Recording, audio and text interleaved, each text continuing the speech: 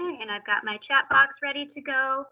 So welcome everyone, happy Friday afternoon. Again, my name is Liz, and today we're gonna be doing what we call the autism friendly training for the Fine Arts Museum.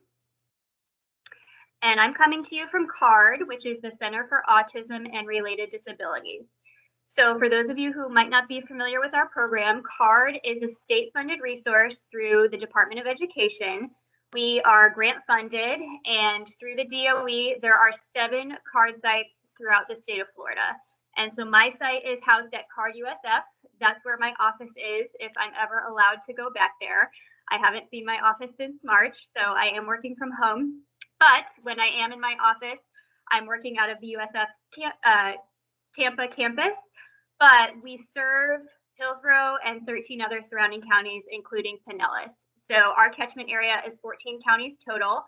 And then the other CARD sites all have similar catchment areas, and they're all kind of strategically placed within the university system.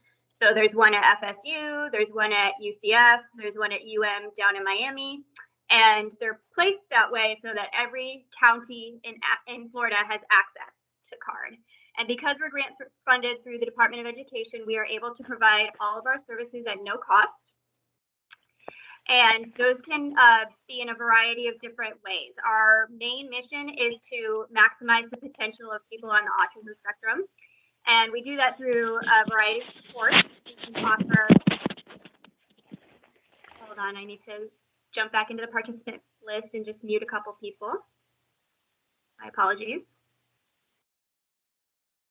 So for CARD services, we offer a variety of supports, including consultation. So we can go into the home or into the school setting and consult about a particular individual on the autism spectrum who might be having a hard time with academics, with social skills, with behavior, with learning how to communicate appropriately. So we'll work with parents and with teachers about that as a collaborative resource. And that's called direct assistance. We also offer technical assistance, which is not individual specific. It's a little bit broader. And we're looking at things like curriculum, accommodations and modifications, set up a physical space to best accommodate individuals who might be on the autism spectrum. So again, we're not individually focused when that occurs. We're looking at more big picture. We offer training, so anything related to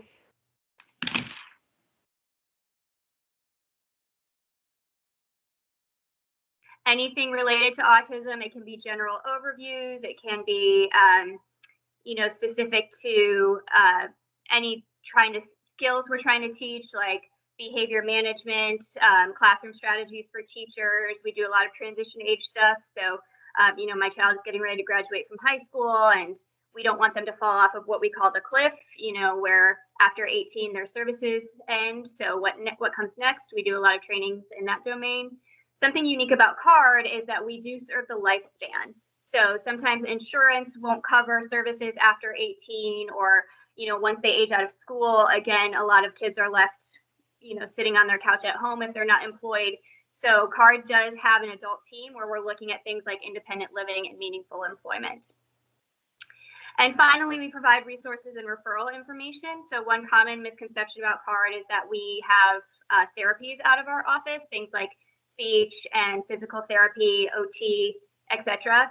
While a lot of our constituents can benefit from those services, we don't provide those therapies. However, we do have relationships with those professionals in the community. So we like to be kind of a first stop resource for our families, especially if they just got diagnosed and they don't really know where to start, or maybe they moved into Florida from out of state and they need to get connected with resources here. If they give us a call, we can say, okay, what insurance do you have? What area do you live in? And we can kind of match them with providers based on that information. So we like to be able to share resources and referrals with people. And then Autism Friendly is what we're going to be mostly focused on today. Autism Friendly is a project that started at CARD about 10 years ago, and it was based on feedback that we were getting from our constituents. So as we're going to talk about today, autism sometimes has some characteristics and features that makes it very difficult for someone who has autism to navigate their environment. They might, have some unique behaviors. They might have non-traditional forms of communication. And because of that, when our families were going out into the community, they just felt really isolated. They didn't really feel like they were very welcomed. They felt like businesses weren't equipped to handle their child. And sometimes they were told explicitly, your child, we don't have programs that serve kids with special needs, or they just felt very judged and maybe, not fully included. And so while we always have the goal of skill development within the child with autism, we want them to be exposed to the environment and out in public and not feel like they have to stay at home. And to do that, we want to work on, their own building their own skills and their own abilities to cope. But we also wanted to equip businesses that were interested in learning a little bit more about autism with the knowledge and some tips and strategies so that they could feel more comfortable serving that population as well and sort of meet our individuals halfway. So that is where Autism Friendly came about. And these are the components of Autism Friendly. So this is the relationship that we are now entering with the Fine Arts Museum. And for those of you who have been with the Fine Arts for a while now, you might be familiar with CARD, or it might sound familiar from work that we have done with you in the past. So we have been out to the museum, I know several years ago. We had a relationship with our contacts there at the time, and things kind of fell off for a little while, but Kimberlyn has made the first extension of rebuilding that relationship, and so we're happy to be back with you and trying to start up some of these programs again. So the first thing that we're doing is, of course, today, the staff training. So that's going to be your general introduction to autism and some basic strategies for your role at the museum and how you might communicate with a guest who could be coming in with autism. We also, as part of the Autism Friendly protocol, offer technical assistance, meaning at some point after COVID is resolved and it's safe to be back out in the community, we will come out for a tour and talk about, some possible accommodations and modifications, especially as you look towards doing some sensory friendly specific mornings at the museum. So we'll offer, just some suggestions for how those mornings might go more smoothly. And we also, again, once it's safe for us to be back out in the community, we would offer to have one of our tables there. So not only could we support your staff, but it has the dual benefit of us being able to spread the word about CARD. So we would come out with some of our brochures and materials for families who might visit. We offer assistance with visual support creation, and I'm not going to go into too much detail about that right now because that's a part of the PowerPoint, but just know that it's part of this whole autism-friendly process. We offer a Distract Pack sensory kit to help regulate the sensory system for our kids who are easily overwhelmed by sensory input. We encourage all of our businesses to explore internship and employment opportunities for adults that might be on the spectrum. And again, I'm going to talk a little bit more about that later. And then finally, we want this to be an ongoing relationship. So hopefully this is not the last time you'll hear from me. I am always open and available to help you guys troubleshoot. Maybe you had an issue in the past that you felt like could have gone better. I'd be happy to talk through it with you so that you feel more confident next time. I'll be out to tour anytime you guys have traveling exhibits to offer new suggestions that might be unique to that specific gallery. I will be in conversations with Kimberlyn or whoever is designated as your ambassador to make sure that anyone who is new to staff gets trained, so on and so forth. So please know that this is now moving forward, that this is an open door.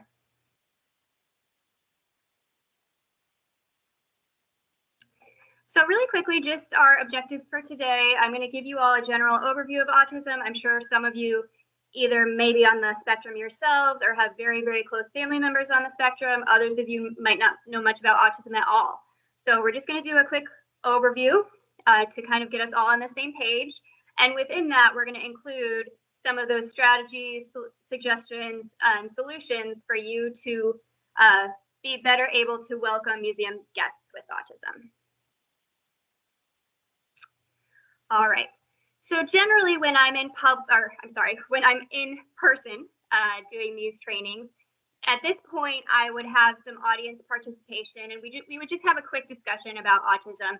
And I know that's kind of tricky to do, and it feels a little tedious to attempt it in these formats, but I'm going to give it a shot and we'll just see how it goes.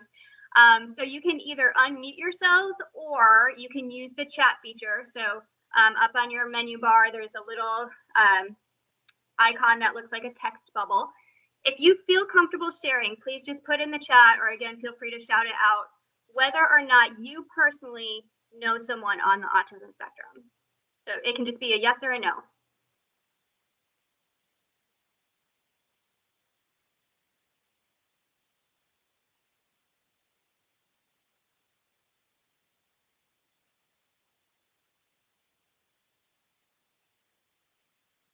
Great. So we're seeing mostly yeses in the chat. And then again, whatever you're comfortable with your level of your knowledge and sharing, just type 1 or 2 words that you associate with autism, and they can be positive or negative. Just anything that you kind of identify as being part of the autism diagnosis.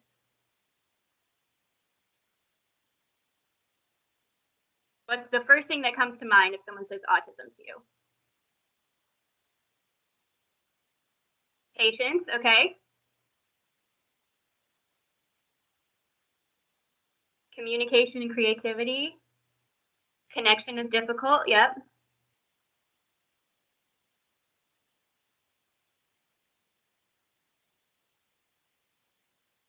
Sensitive to the environment, good. Sometimes they can be slow at learning new things.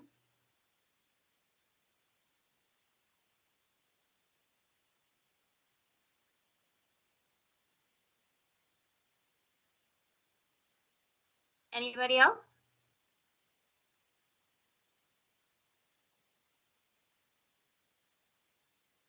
All right, well, thank you guys for, humoring me a little bit there. I know it's kind of tricky, again, to have a feeling of connection sometimes over Zoom that gets lost. But I always want to engage at least a little bit with you all and have you, one, just familiarize yourself with the chat so that you know where to put a question if one comes up.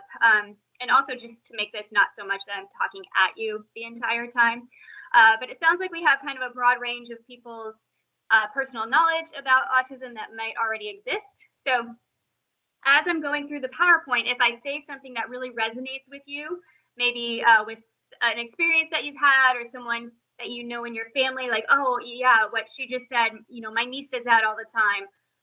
To have those stories, those personal stories, I think that is very valuable to help people build on their repertoires and make those connections. And then also, let's say maybe you don't know a lot about autism or there's some myths that surround autism. If you have any questions that you hope I answer along the way, maybe just make a mental note of that so that you can tick that off and get that clarified while I'm here.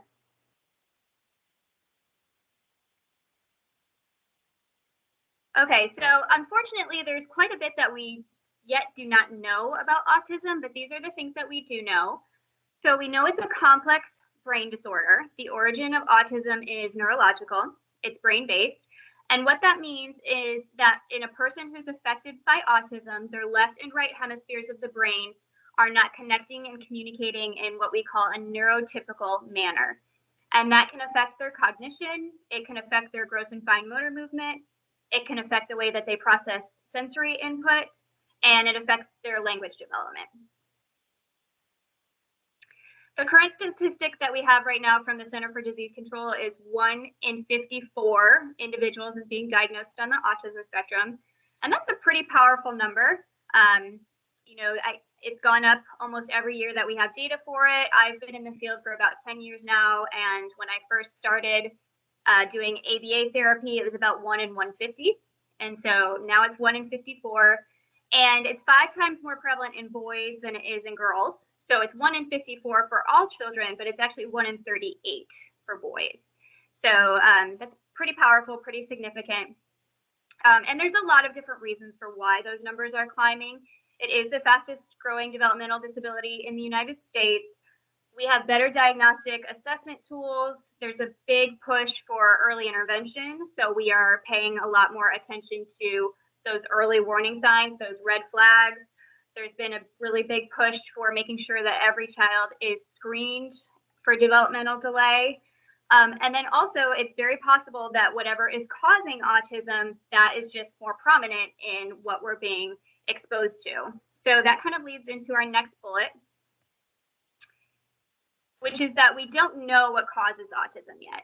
And this is actually kind of a controversial thing because, as I'm sure some of you have heard speculated in the news, over the years, different theories for what might cause autism, vaccines, for example. We at CARD want to be respectful for everyone's right to their own opinions and beliefs, but scientifically, there has been no proven link between vaccines and autism. So what we do know is that it's likely a combination of genetics and environment, but the interplay between those two things is just very, very complicated, and we really haven't been able to isolate either contributor with 100% certainty. So we just always want to make sure that we're encouraging people to make sure that they're following the science and being researched and informed consumers. And so with that, we at CARD stay away from the word cure, because to us that implies that autism is a disease, and it's not. It's actually a lifelong developmental disability. So that means that the onset of autism happens early in a child's life, possibly when they're still in utero. And a person who is diagnosed as having autism will always have autism. It'll never be quote unquote cured or go away. There are no outward physical symptoms of autism, and this is always something that I mention, especially for when I'm working with businesses, because if you see someone who enters the museum and has a service animal or is using a wheelchair, right away you have some physical clues that that person might need you to be a little bit more patient. They might need some extra supports. They might need some extra attention. They might need some more time as they go through the galleries. Whereas a person with autism physically is going to look the same as a neurotypical person. There's going to be nothing about their outside features or characteristics that would indicate that they have special needs. And so when one of our kiddos is having a major meltdown over something that we deem to be disproportionate or insignificant, that's when that judgment piece comes in from people who maybe don't know a lot about autism, feeling maybe that that kid is just being a brat or that that is an ineffective parent. So we want to build in this extra layer of understanding that just because you can't see it doesn't mean that there's not something else going on there. And finally, there are 3 diagnostic levels of ability ranging from mild to severe. So for those of you who are familiar with Asperger's syndrome, technically it is no longer its own separate diagnosis. So we still say Asperger's colloquially in the field, but technically it's been embraced into this broader autism spectrum disorder umbrella. And so, and basically this levels of ability is just a way to further delineate how much a person's autism affects their day-to-day functioning. So level 1 individuals are formally Asperger's individuals. So these are people who might seem a little bit socially kind of different, or maybe the way that they communicate is a little bit unnatural. But for the most part, they tend to be highly intelligent. They're able to participate in general education and live independently as adults. And then moving down the scale, a level 2 individual will be a little bit more moderately impaired. So this might be someone who spends half their day in gen ed and half their day in ESE. Maybe they get some outside services as well, like speech or OT. They might have some developmental delay. And then level 3 individuals are the most severely impacted. So these are individuals who might have co-occurring intellectual disability, meaning an IQ under 70. They might have some pretty significant challenging behaviors, and they might need 24/7 caregiver support even into adulthood. So as you can see, the range of autism spectrum ability is very, very broad. And the Government Accountability Office has this nice graphic that I borrow, and it basically breaks down the core characteristics of autism into these 5 categories. So we're going to start with the yellow chunk, and then we're just going to work our way around counterclockwise. So as you can see, the yellow represents the social differences, and that ranges from difficulty discussing emotion, making friends, or sharing interests, to a complete disinterest in other people. So a lot of times our individuals, even if they are highly vocal or highly verbal, sometimes they have a hard time initiating conversation. They have a hard time with the back and forth reciprocity of conversation. They might have, flat affect, be kind of monotone, be very dominant. Sometimes it even feels like they might be trying too hard. And that can also lead to a feeling of failure to connect. So maybe they're trying and they're not having success because their approach is very off-putting. So then they end up isolating, and they have, in order to preserve not getting their feelings hurt, they might just completely shut off from the social world and exhibit a disinterest in communicating with others.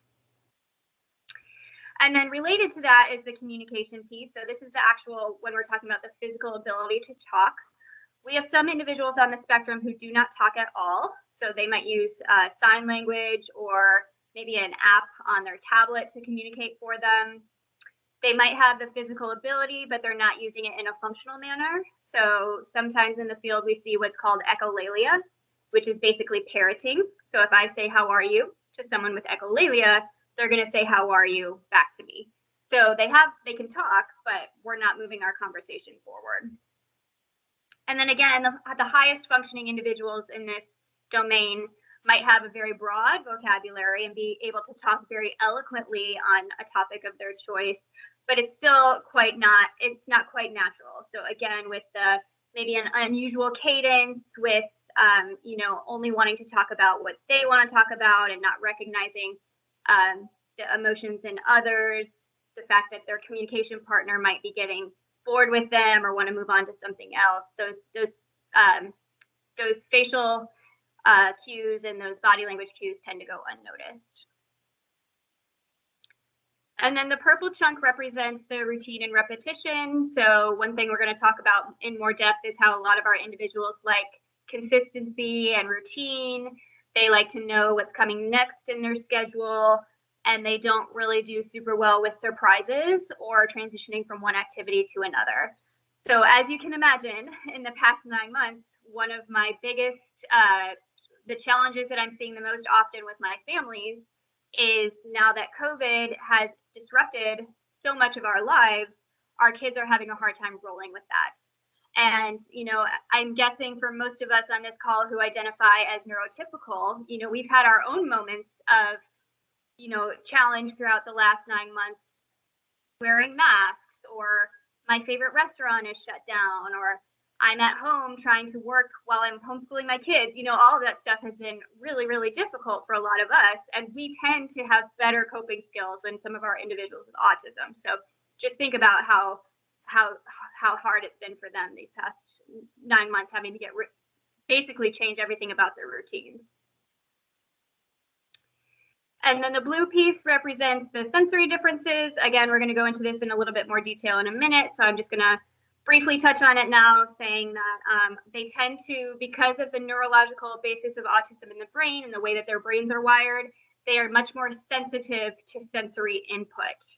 And that can cause a lot of distress or withdrawal, especially in high sensory environments. And then finally, the green piece represents the what we call special interest area, intense focus or interests. And there is a subset of individuals with autism who get really passionate about a certain topic that is interesting to them. But it almost goes beyond passion to obsessive in nature, where if they were left for their own time and their own choices, they would just do their special interest all day, every day. So as you can see in the description there, it says sometimes to the exclusion of other tasks or needs. So if they're so engaged with watching Thomas the Tank Engine videos on YouTube, then they're not having conversations with their family, or they might even forget to have dinner, things like that. They can get so engrossed in their special interest. So then what the Government Accountability Office does is they take that graphic and they make these 3 hypothetical prototypes of individuals with autism. And this is just another way to illustrate that the type and severity and the manifestation of the autism varies from person to person. So in person A, what we're most likely to notice about his or her autism is the special interest area. and that's represented by this green piece being the largest. Whereas person B doesn't seem to have a special interest area at all, so they don't have a passion area, but they're more limited in their sensory regulation and their communication difficulties, because those are the two bigger pieces for that person. So all three of these people have autism, but again, the way that it presents or manifests is going to be pretty broad and pretty varied.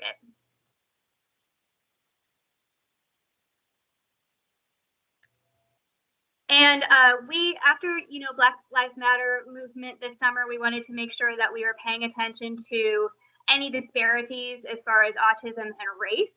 So the first thing that we want to know is that autism occurs in all races, all ethnicities, and all socioeconomic statuses. However, there are some disparities related to the fact that white children tend to more often get identified than Black or Hispanic children. And that has to do with access to quality medical care. It has to do with cultural stigma, and it has to do with lots of factors. Just a couple examples, English not being the primary language spoken in the home, things like that. The good news is that these gaps are narrowing because there has been such an effort to make sure that there is more outreach directed at minority communities.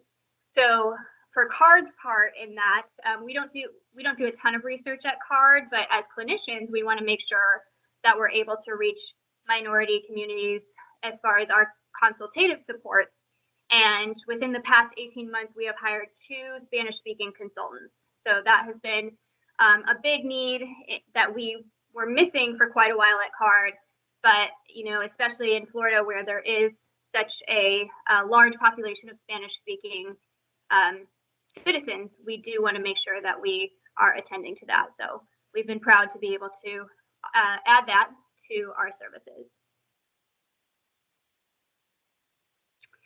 So like I said, I am going to go into a little bit more detail about some of the things that I mentioned, but I want to pause here very quickly just to say that wraps up our brief overview of autism. Is there anything that I missed or anything that you would like me to elaborate on? Please feel free to throw that in the chat.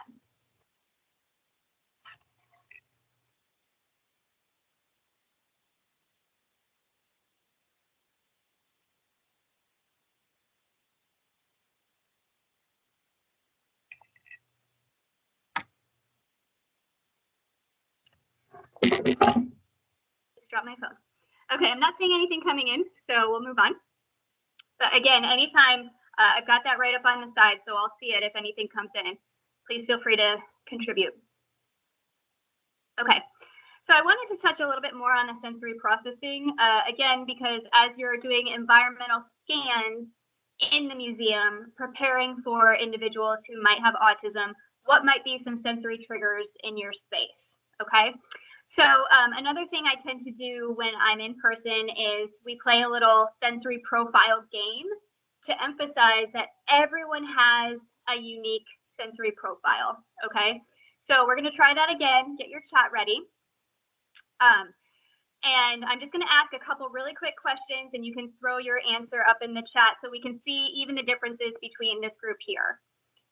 So when you are getting ready to fall asleep, do you need noise on in the background, like a television or a noise machine, or do you prefer it to be completely silent? Go ahead and answer that in the chat.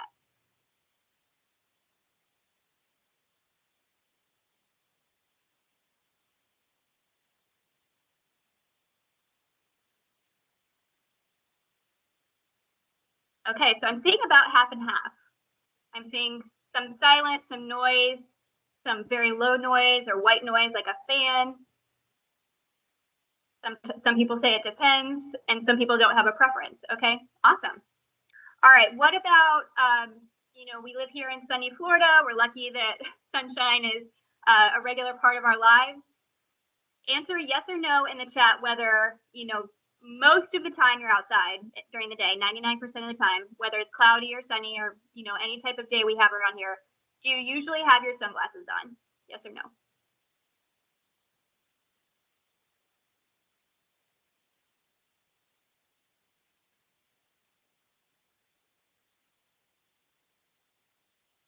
Okay, so I'm like Bradley and Jorge. Even when it's rainy here, I have to have my sunglasses on. I'm very sensitive to the sunlight. But I'm seeing a couple no's as well. Okay, and next one. Personal preference as far as your flavor profile. Do you like sushi? Yes or no?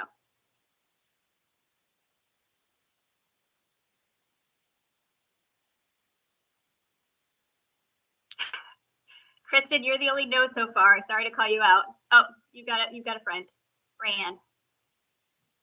I'm used to being shunned for this particular problem. Yes. I will say, try living in Los Angeles and not eating sushi. Yeah, you're probably ostracized. I will say that is one thing that I've kind of changed my tune on. I used to hate it, and now I love it. They say your taste buds change every once in a while, so. But anyway, so as you can see, the theme here is that these are all related to the sensory system, right? So we all have our unique sensory profile. We all have things that we like and we don't like. One example that I will use from my personal life along the same lines is flavor profile is Jell-O. I think that Jell-O is disgusting. I can't stand the texture. I was such a fuddy-duddy in college because I would never take Jell-O shots. You know, it's not my thing. But I will say that it's pretty easy for me to avoid Jell-O in my day-to-day life, right? Like, it's not a problem that I'm approached with often, especially after I graduated. But for our folks with autism who are very sensory sensitive, they cannot as easily avoid their sensory triggers because it's so a part of everyday experiences, everyday life, things that you and I might be able to either avoid or to cope with when we're presented with it. So for example, like a heavy air conditioner, right? Like, you know how you maybe get seated directly under a vent and it's really uncomfortable because it's so cold? You have a lot of ways that you can cope with that. You can put on a jacket. You can move to a different seat. You can ask whoever is in charge of the fan to turn it down, things like that. But our kids might not have the skills to do that, or they might just be easily triggered by little things that you and I take for granted. You know, background ambient music could be bothersome to them where we barely even notice it. So I just kind of wanted to mention that they tend to be sensitive, and there are certain things that are more triggering than others. You know, loud sudden noises, for example, like a fire alarm or those automatic hand dryers in the public restroom. It could be the texture, smells, and tastes of certain foods. A lot of them have very, very limited diets. Some of them are sensory seekers. So we're talking mostly about sensory avoidance, but there are some that are sensory seekers and they're very tactile. They want to grab everything. They want to be very hands-on. So those are all, again, it's going to be unique to the child and related to the sensory system. Now, I will say in your space, and I have not had the privilege of coming to the museum yet, but I would guess that it's pretty low sensory compared to, let's say, the aquarium. So the aquarium is another one of our partners, and there's a lot of sensory triggers in that space because the animals are smelly. You know, there's tanks that are kind of low, so the temptation is always to put their hands in the water. So we do a lot of troubleshooting with sensory at the aquarium. I don't think it's going to be as big of an issue for your space, but I do always mention it no matter what business I'm working with, just for you to keep those things in mind and maybe identify things that could be particularly triggering or things that you might want to think about regulating for your sensory days. So for example, if you have low music throughout the galleries on a regular basis, maybe for sensory Saturdays, you turn that off. Just things like that. As far as sensory regulation or integration is concerned, so when a child with autism is experiencing some sensory overload, sometimes they might engage in what we call stimming behavior, which is it's short for self-stimulation. And this is when you might see the hands over the ears, the rocking behavior, flapping hands, tapping on their face, anything like that. And basically, it's an output to block input. So there's a sensory trigger, a sensory aggravator in their environment, and they're trying to regulate it through their own body movement. And the stim is usually related to whatever the trigger is. So if they're covering their ears, we can make an educated guess that it's something auditory. So you might see some kids engaging in stim behavior. I think it's important to note that stimming is not necessarily a warning sign of a bigger behavior to come. Sometimes stims are very excited. So our kids tend to be drawn to water, for instance. They find the sensory feedback of water very pleasing. So they might stim in an excited way when they're at the pool. But stims can be agitated as well, and they might escalate into something bigger if then a sensory regulating opportunity is not introduced. And that's going to be on the caregiver to notice when those things are happening. But just having quiet spaces available throughout the museum, places where a family could go to take a sensory break if they need to, and then thinking about offering sensory items or activities. So if it's a child that is easily triggered by sensory, their parent or caregiver will likely bring sensory regulated items that they might need with them from home. So that it could include noise reducing headphones. If it's a child who tends to want to put their hands on everything, they might bring a hand fidget to keep the hands occupied. If it's a child that tends to explore the world with their mouth and they have an auditory sensory need, they might bring, a chewing tube or something like that. If it's a child who needs a lot of pressure, a lot of deep squeezes or hugs, otherwise they're, maybe bouncing off the walls, we could introduce something like a weighted wrap or weighted clothing that kind of gives that sensation that they're seeking. So all these sensory regulating objects, the point is to give them the feedback they're looking for in a safe way that's not going to draw a lot of negative attention and also not going to get them in trouble. Because of course, for example, at your space, we don't want them to be touching the art.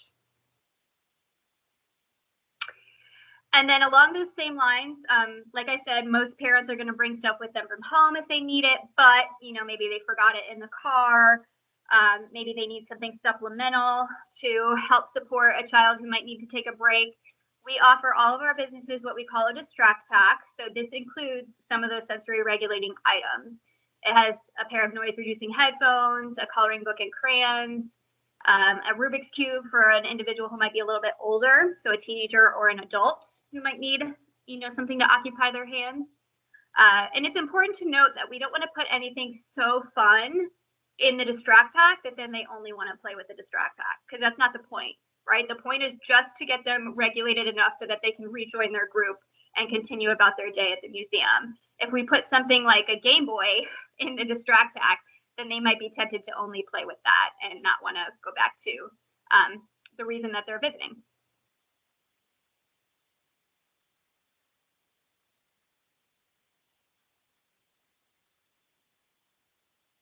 Okay. All right, so that is the sensory piece, and we're going to move on quickly to communication. I am aware that we're kind of running a little bit short on time, so I'm going to speed up a little bit. So as far as communication, it is important to recognize that we all have expressive skills and receptive skills. So when you are the expressive communication partner, you are the one giving messages or giving information.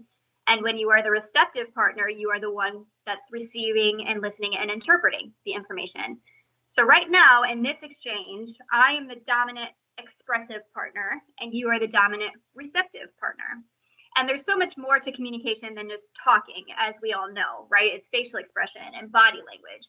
So when I'm presenting in person, I pay attention to my audience and, whether someone's leaning forward in their chair and I've really got them on the hook and they're super engaged, or whether, someone's trying to sneak getting something done on their phone, then maybe I need to do something to be a little bit more engaging so that, they're not bored and I'm not losing people. So we're constantly getting and receiving messages from one another all the time, whether we're the expressive or the receptive partner.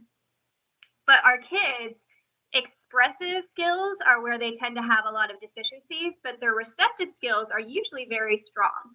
So what that means is that they understand a lot of what we're saying. Usually they can understand simple directions, they can understand questions that we're asking. We just might see more delays or more differences in the expressive piece. So we want to definitely be careful about what we're saying about them in front of them. I would never suggest using the word autism unless you know for sure that someone has been diagnosed, and maybe the parent told you or the teacher told you, but there's really no need to use the word. And your default is just going to be to teach them, or I'm sorry, to welcome them and talk to them the same way that you would anyone else. Sometimes physical eye contact for our kids is painful, so they might not make eye contact. And they might also exhibit that echolalic, that repeating behavior.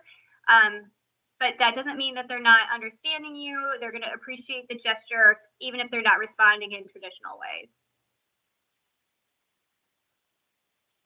You might see some individuals using sign language, like I mentioned earlier, or what we call an AAC device. That stands for augmentative and alternative communication. So maybe they might be speaking to you or communicating with their caregiver through a tablet or an app, because sometimes there's these programs that have icons that then create speech for them. If you are engaging directly with someone who is on the autism spectrum, just make sure that you're speaking slowly and clearly and allowing for some extra processing time. You might need to repeat yourself more than once. You might need to get down on their level, rephrasing questions from open-ended to close-ended. So trying that yes-no format as opposed to open-ended, which can be answered any number of ways.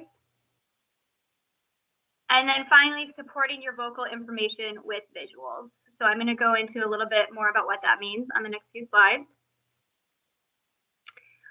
Our individuals with autism tend to be visual learners. So as we're looking at these brain scans, on the left we have a neurotypical scan. And as you can see there, the left and the right hemispheres are pretty symmetrical. And the brain scan on the right is Temple Grandin. She is arguably the most famous person on the autism spectrum. And for those of you who don't know much about Temple, I highly recommend checking her out. She's a really, really neat lady. There's lots of YouTube videos about her on, there's lots of videos about her on YouTube, including a TED Talk that she's done. She is in her 60s now, and she has become a very big advocate for adults on the autism spectrum and just helped us learn a lot more about autism in general as someone who is a very successful, high-functioning autistic woman. And so she right now she's a professor at Colorado State University. She's kind of famous for some developments that she's made in the field of animal care. And and another thing about, if you want to look into her further, there's a video or a movie about her life, and Claire Danes stars in it, but Temple consulted on the movie. So even though Claire Danes is Temple, it is very true and accurate to her life. So I just highly recommend, if you want to learn more about autism, she's a great place to start. But this is a scan of her brain, and as you can see, there are some asymmetries and some irregularities. And Temple has some books that she's published about her autism experience, and one of them is called Thinking in Pictures. And she basically explains how she is a visual learner, and she does not process information in words or in text. She processes in pictures. She's always visualizing things. So what does that mean for you in your space? Well, it's important to note that visuals communicate information to an individual who may or may not have language differences. So I identify as neurotypical, but if I'm in a space that I'm not familiar with and I need to go to the bathroom, this is the symbol that I'm going to look for, right? So that tells us that we all use visual information. And it also tells you that you don't need to be intimidated by this request that I'm making of you to use visuals in your space, because a lot of them already exist, okay? So things like maps, directional signage, interactive worksheets. So this is something that Kimberlyn had mentioned wanting to do for the sensory friendly mornings, having something to help kids with autism or any special needs stay focused. So having, an I Spy, or how many can you find in the museum, to kind of give them some purpose when they're going about the galleries in a meaningful way. We don't want them to run around, but in a way that makes sense as they're traveling. through the space, having checklist schedules, possibly some visual timers, and worst case scenario, just using pen and paper. Sometimes if you're giving, verbal information or verbal directions to someone who has autism, you might find that they're not really making a connection with that. So see if writing it down would help. If it's someone, maybe an adult who might have some literacy skills. Visuals also assist individuals in understanding, participating in, or completing a task or activity, and they encourage skill development. So a lot of times we'll use visuals in the autism world to break down complex tasks or multi-step tasks into parts. So I know it's a little tricky to see, but this is a visual support that we call a task analysis, and it's for hand washing. And I thought that was very appropriate because hand washing, of course, there's a huge emphasis on that right now. And we saw a lot of visuals for it as COVID was first upon us back in March, right? The CDC put out a lot of flyers and things about the appropriate way to wash your hands. And washing hands is something that we take for granted as having many, many steps, right? But for a person who is on the autism spectrum, not only do they need those steps broken down into almost like painfully small components, but then having a visual piece to go along with it. So as you can see, it's got the turning on water, get soap, rub your hands together, turn the water off, and then dry. So 5 or 6 steps, and think something that you and I we don't process it that way because we're so used to doing it. And visuals can help. I'm sure some of you at home with young kids are laughing because visuals help not just for people with autism, but for any young kids who may be tempted when mom's not looking to just get their hands wet under the water and wipe them on their pants, as opposed to going through all the different steps. I know I was guilty of that when I was a kid. And the visual support that we will help create, we can help with any of them, but this is the one that is a big component for most of our businesses, is what we call the social experience story. So this is adapted from Carol Gray's Social Stories, which is a copyrighted term. And this is an evidence-based practice for individuals with autism. And it's written in the first person so that the child can easily put themselves in that situation and that mindset. It's very, very simple language. It uses a lot of pictures, and it basically describes from start to finish what my experience at the museum is going to be like. So it helps alleviate some of that anxiety that they might be feeling about doing something new. It helps them understand what is expected of them behavior-wise in a new space, and it helps them get used to the fact that it helps them prepare for the fact that something in their day might be a little bit different.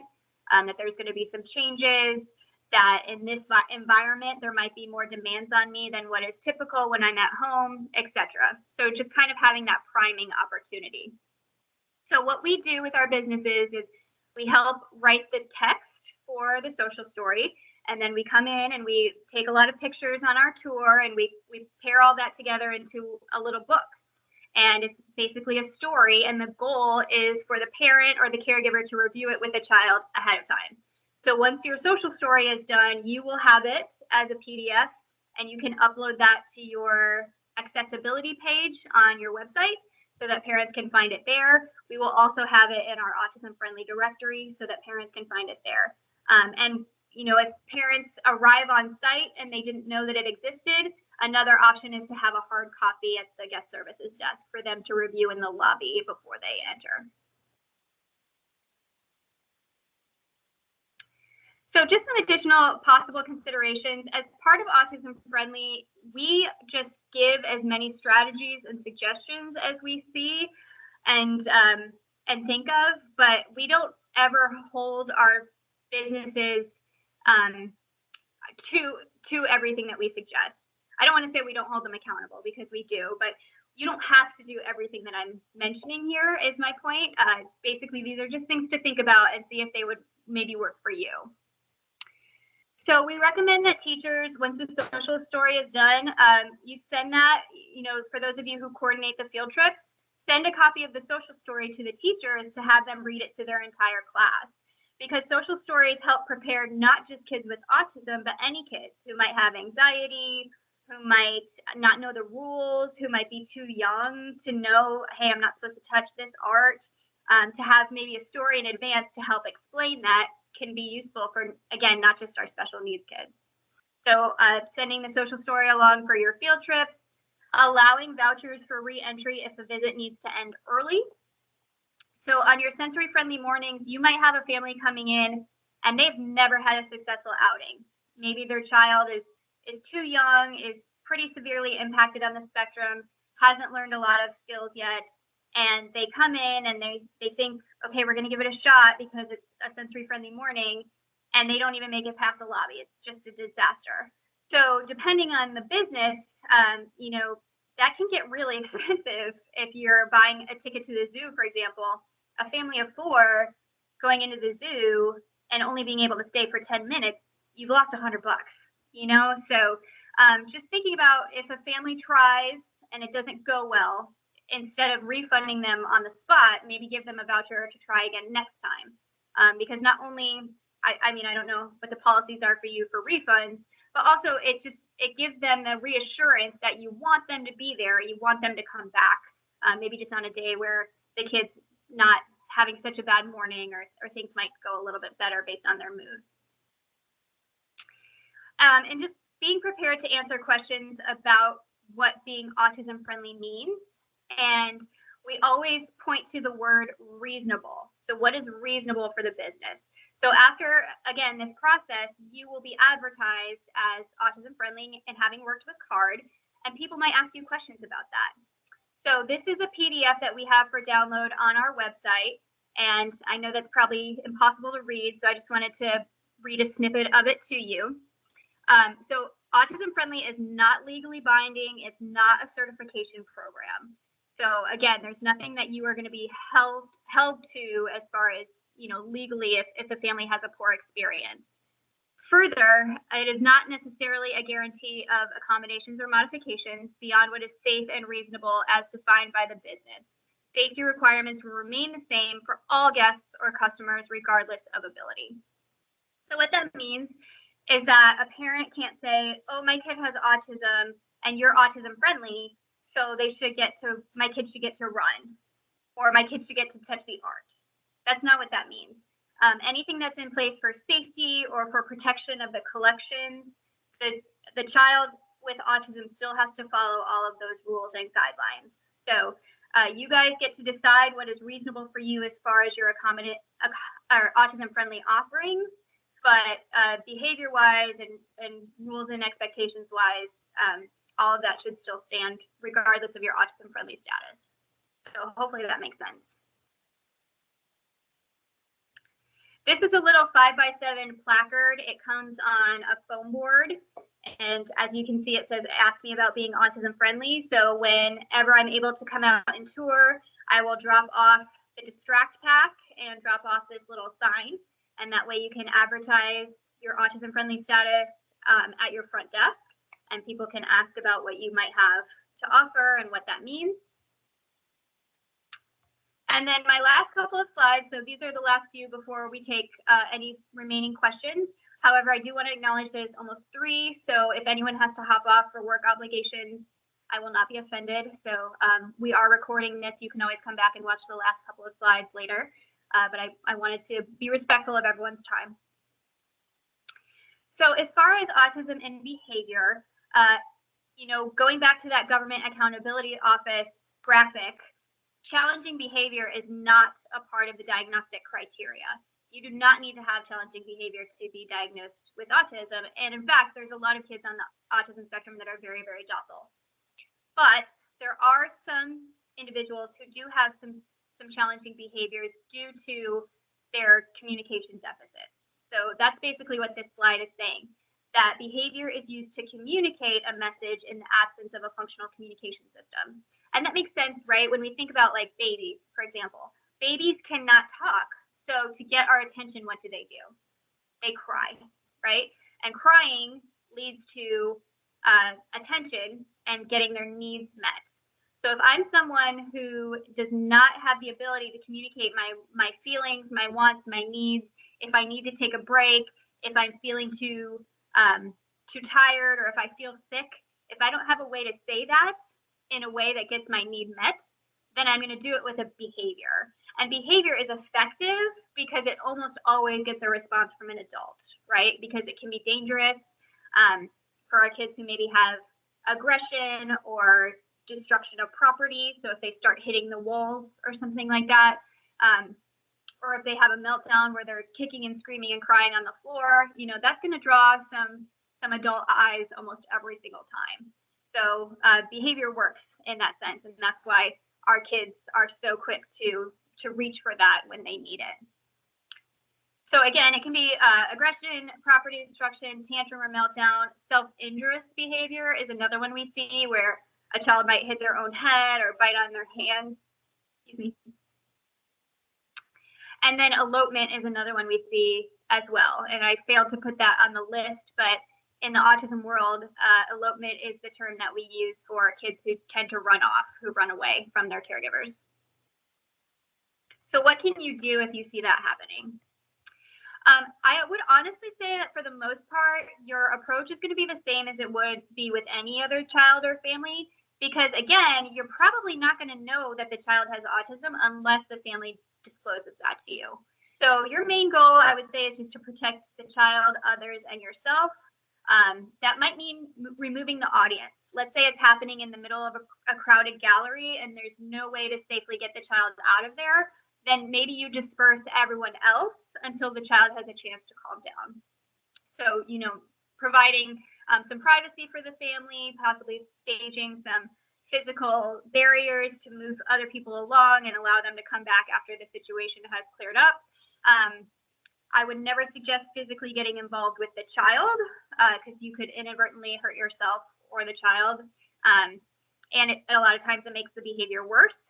But if possible, you might want to guide the child and their family somewhere out of the way. So again, maybe to one of those predetermined quiet areas, if you have one nearby, if there's a place that's a little bit more out of the way where the family could regroup and have a little bit more of that privacy. Following the parent or caregiver's lead, if there is someone, an adult with the child, asking what you can do to help. Maybe giving the distract pack. If you see that the child is, maybe you suspect that there might be some sensory overload, you can say, hey, do you think a coloring book and crayons would help? Or do you think this stress ball would help? We have these available at the front desk. I can bring that to you. That might be something that you could offer. And then finally, just doing your best. So, after this hour that we've had together, I don't anticipate that you feel like experts in autism. So, and every situation is different. So even for myself, I've been in the field for a while now, but if I don't have a relationship with that child, sometimes I'm grasping at straws too. It might take a little bit of trial and error. But what we ask is that you be sensitive, that you be welcoming to having guests with autism in your space. And based on this initial contact and Kimberly's enthusiasm about me having present to you guys, you guys are already there with your commitment to welcoming people with special needs. So we just really, really appreciate that. And finally, for adults, again, this is just really quick, but a lot of times you might have adults touring through the museum that you suspect would be on the autism spectrum, and these strategies will be the same. So just like a child matures, a neurotypical child matures and develops coping skills as they get older, so will an adult on the spectrum. So it is extremely unlikely that an adult would have a massive challenging behavior in your space. But the things like the visual supports and the communication techniques with possibly writing things down instead of saying them out loud, some of those other strategies would be the same for adults, except instead of using pictures, you're using words to make it more age appropriate. And like I said, I just encourage anyone in hiring positions to contact me about possibly working with our sister program. It's called the Learning Academy, and that is a team of employment specialists and job coaches, and they are dedicated to getting adults on the spectrum set up in meaningful employment opportunities. So they have a lot to offer. They can be really hard workers, always on time, very honest, very disciplined, but they tend to be underemployed just because people are sometimes fearful of not knowing what to expect from an employee with autism. So if you are someone who is in a hiring position and willing to explore that idea, please let me know and I can get you in touch with our colleagues on that team. All right, so that's it from me. Again, I am available for questions if anyone has any. And then I'm also going to put a link into the chat for our survey. So as we are, I think I mentioned we're a grant funded program through the DOE. We are still lucky to be able to provide all of our services at no cost, but our budget did get cut this year because of, tightness with COVID funds and things. So we need to make sure that we're being very diligent about reporting our impact in the community to our funder. And that requires a lot of data and numbers and things. So I'm going to put a survey link in the chat. If you wouldn't mind just going to that survey link and giving me a grade, I would really appreciate it. It takes less than a minute. And again, that helps not only with our funding and showing that we're making a difference, but it also helps me improve as a presenter. So thank you all for that, for considering that. Kimberlyn, I don't know if you're still here, if you wanted to say anything or had any questions. Hi, yeah, I'm still here. That was fantastic. Thank you very, very much. And if anybody has questions, like Liz said, if they want to type them in now, or if you want to reach out to me, I'd be happy to get you in contact with her. So thank you. I'm also going to put my email address in the chat. And then Kimberlyn, I'm going to send you a follow-up email with a link to the recording. Okay. And a link for the survey as well for anyone who might need it, just forward it after this. So perfect. Thank you. No problem, Jennifer. Thanks for being here.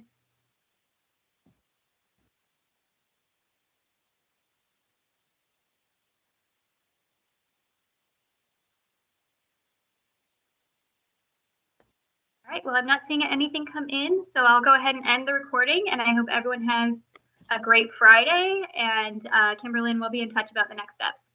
Awesome. Thank you so much, Liz.